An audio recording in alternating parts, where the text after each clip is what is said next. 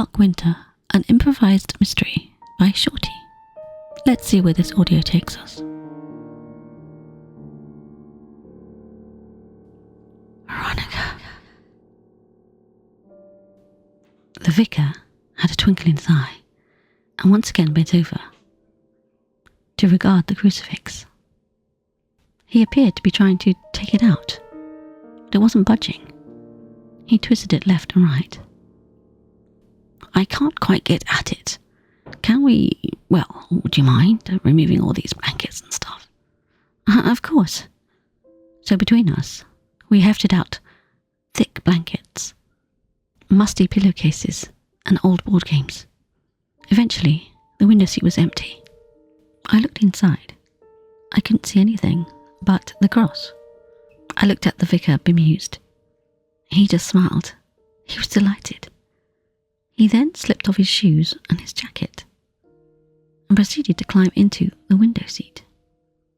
Vicar? Oh, never mind. Now, just shut the lid. He then crouched down, almost laying, inside the window seat. But, Vicar... Oh, just humour me. I did as I was asked, and I closed the window seat and waited. After a little scuffling, I heard a click and a oof. Are you okay, Vicar? I opened the window seat quickly, but it was empty. I looked around me as if somebody might be there to, well, tell me what's going on. Vicar? I swept my hands around the space, coming up with nothing. A magic trick, maybe. I then heard a muffled voice. It's okay, just pull the lever. Vicar? Where are you? Pull the lever. Oh, there isn't a lever. The crucifix. I grabbed the crucifix, but it was still stuck solid to the side of the window seat. I can't, it's... Turn it to the left. Pull out and turn it to the left. I did as I was told, and the bottom, a false bottom, fell down like a trapdoor. And there beneath it, in a pile of dust and cobwebs, was the vicar, who beamed up at me excitedly. You see? No, I don't really see. Let me help you out. I offered my hand and pulled him up, and he clambered out, coughing and dusting himself off. Well, marvellous. I haven't seen one in an age. You are lucky. Seen one what? Why is that there? It's a priest hole, my dear. Never heard of them? I don't think so. Well, my dear, he continued, still dusting himself off. He slipped on his shoes and his jacket. Well, Catholic priests had to hide, you see, in Tudor times, from that devil, Queen Elizabeth. Oh, really? Why? Well, it was against the law, you see, to practice their faith. I mean, you wouldn't believe it in these days and times, would you? But yes, many of these old houses had more than one. I wouldn't be surprised if you had another one. This one is obviously for a short-term visit. It's tiny and just used for an emergency, I gather. Though I can guarantee there's a bigger one somewhere. I must say I was a little more intrigued and excited. I handed him his hat, and as we walked down the stairs we talked more. He explained all about it.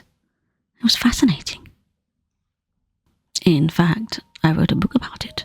I believe it's in your library. A signed copy, of course. Well, I'll definitely look for it. Thank you. I mean, at the time I wanted to, ask your father permission to search this house, but he wouldn't have any of it. He was quite a private man. Yes, I think he was. But maybe, now you could, I guess I'd have to ask Julius. I don't know. Yes, of course, but nothing to stop you having a little look around. Tap the panelling, my dear. See if you can hear an echo or something like that. Very exciting, but if you do find something, please be sure to let me know. I'd be very interested to document such a thing.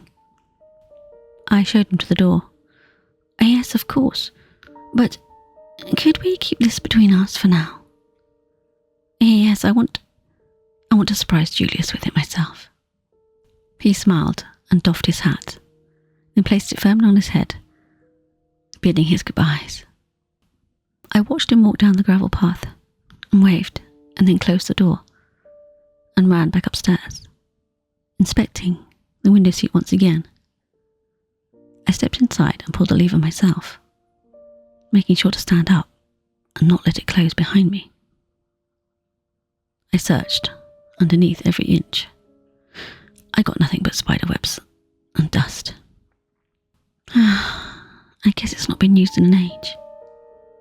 I climbed out with some difficulty and decided to put everything back in carefully. First the board games, and then each blanket. I shook them out as they were dusty and smelt of mildew. I folded them each neatly, even though most of them were fit for the garbage. I plumped pillows and shook out the last blanket, which was an old candlewick bedspread, and as I did so, a black book flew out in a flutter and landed in a pile on the floor, a few pages loosening as it did so. I picked it up and gathered up the loose pages. I was picking up the last loose page when I heard Julia shout up the stairs. Ronnie, where are you? We're home. Come on down. Damn. I hurriedly wrapped the book back up in the candlewick bedspread and put it back in the window seat. Coming, Julius. I brushed myself down and walked carefully down the stairs, seeing you and Julius side by side, looking rather pleased with yourselves. Good afternoon. Did you have a good day? Why so formal, Ronnie? Come give your brother a hug. Fine, of course. Dear brother, I hugged him, though there was no feeling in it.